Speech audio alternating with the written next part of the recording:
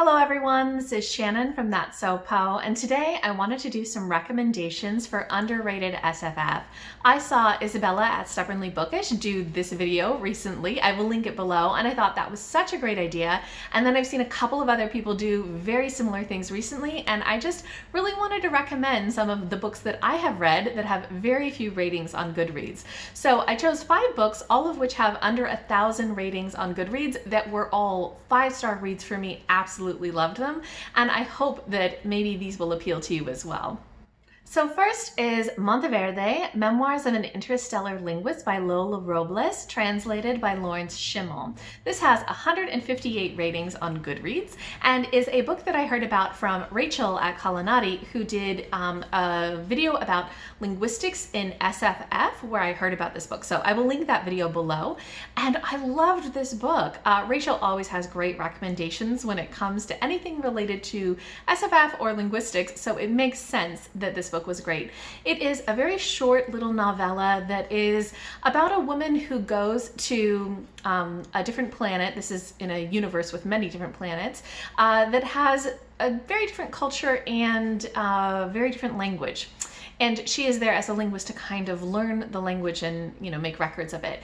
And this is really interesting because it explores a lot of the way that our preconceptions interact with the way that we interpret a language. And it's just got a lot of philosophical thoughts in it about language and about culture and about sort of the way that we come in and view different cultures and languages. So I thoroughly enjoyed this, and I really wish more people would read it.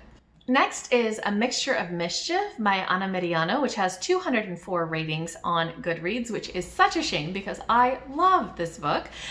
This is from the Love, Sugar, Magic series, which I heard about originally from Priscilla, and I'm so glad that I did. I love this series, and I did an entire standalone review for that, so I will link that below.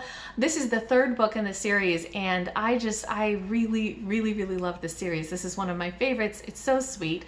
The series is about a little girl, Leo, who is the youngest child in a family of brujas, and she really wants to kind of help out in the bakery baking magic goods with the rest of her older sisters and her mom and her aunts, but she's not always, you know, old enough to do everything. And it's filled with so much family and cooking and kind of really deeper themes of how to grow up and be, you know, a good contributor to your community and all sorts of things.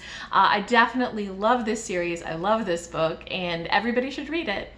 Next is Prime Meridian by Silvia Moreno-Garcia, which has 514 reviews on Goodreads. And this one I have a standalone review for, so I will link that below. I think that this is such a cool book. I don't think it's necessarily for everyone, but I really, really got so much out of it. It is a novella that is, I think, Silvia Moreno-Garcia's take on cyberpunk. And it is set in this sort of grim-ish, futuristic Mexico City and follows a woman who is very much down on her luck, but dreams of going to the colonies on Mars. And it's all about sort of that desire for something better, but dealing with the grittiness of life. And she is a very unlikable protagonist, and I really like her for that. So I think that if you're interested, check out my standalone review to see if it's the kind of book that it would appeal to you, but I really think more people should read this. Next is another book by Silvia Moreno-Garcia, Untamed Shore, which has 817 ratings on Goodreads. And I loved this book. I've done a standalone review for this one as well, which I will link below. Also, I'm going to link a review that Cynthia at BookWhimsy did for this because she's the only other person that I know who has read it, and she also loved it, and she also did a great review for this. This is basically Silvia Moreno-Garcia's take on a thriller set in the 1970s in a sleepy little coastal Mexican town, and it follows a woman who acts as an interpreter and sort of secretary for some American people who come to stay. I think that this was great. It has her classic feminist touch of interpreting a specific genre. I think it's just really, really good. It came out this year, just a couple of months before Mexican Gothic, but whereas Mexican Gothic got a ton of hype, Somehow nobody ever talked about Untamed Shore, and I wonder if it was just because it was by a different publisher and maybe it just didn't get the press, but it is just as worthwhile in my opinion. And I do think that this one has very broad appeal. It's a thriller and it's really, really good. So if you're interested, check out mine or Cynthia's reviews. I really think more people should read this one. And lastly is Jackalope Wives and Other Stories by T. Kingfisher, which has 976 ratings on Goodreads. This is a short story collection that I think I heard about originally from Rachel at Kalanadi.